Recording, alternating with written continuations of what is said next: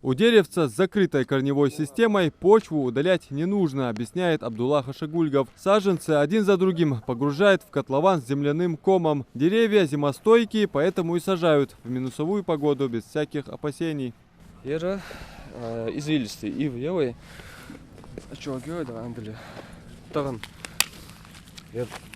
Дайора как раз это нормальные условия уже погодные.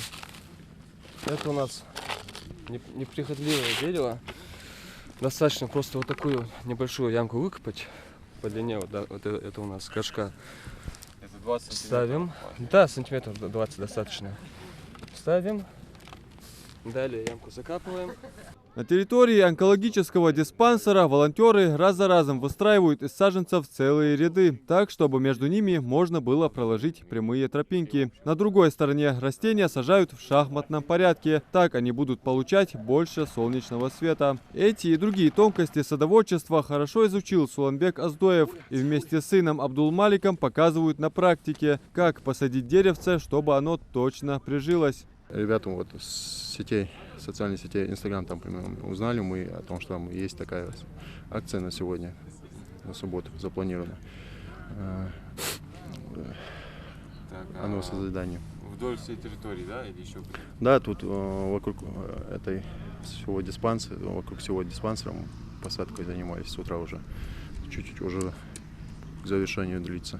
В акции «Сады поколения» принимают участие как опытные волонтеры-экологи, так и начинающие. Свой первый саженец сегодня уже успел посадить Абдурахим Гетагазов, установивший детские и взрослые мировые рекорды по самому долгому удержанию планки. Задался целью теперь установить свой личный рекорд и в посадке деревьев. Сколько уже посадил? 6 деревьев. Как нужно правильно посадить дерево, чтобы прижилось? Вот это вот место нельзя заполнить землей, потому что она не будет расти, она сразу сохнет. Ну, так, давай помогу.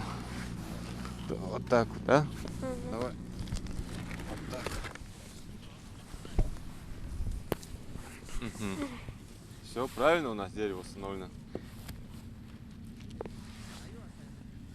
Всего в рамках акции «Сады поколения» здесь планируют посадить более 500 саженцев. В основном это тополь пирамидальный, ива и плодовые деревья. Участвуют в акции представители спортклуба «Чингиз», Ассоциации ремесленников Ингушетии и волонтеры различных благотворительных фондов. Выбор пал на эти деревья почему? Потому что они одни из самых неприхотливых.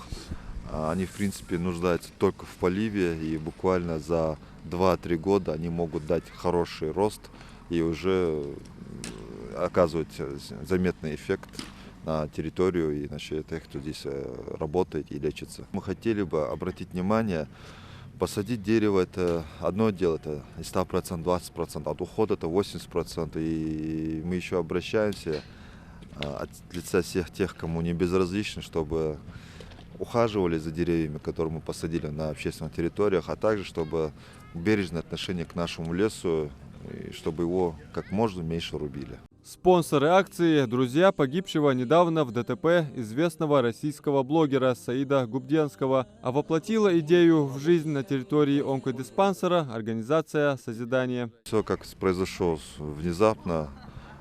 Друзья решили почтить его память и посадить деревья. А как раз таки наша организация зарегистрирована в приложении Туба, и руководитель этой организации являются друзьями, общими знакомыми погибшего Саида Губденского.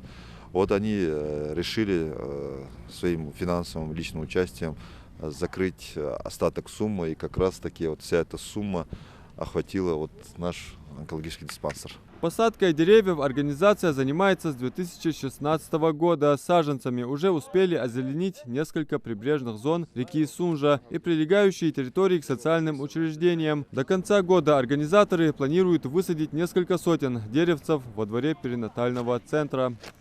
Адам Мережков, Умар Газдиев. Новости 24.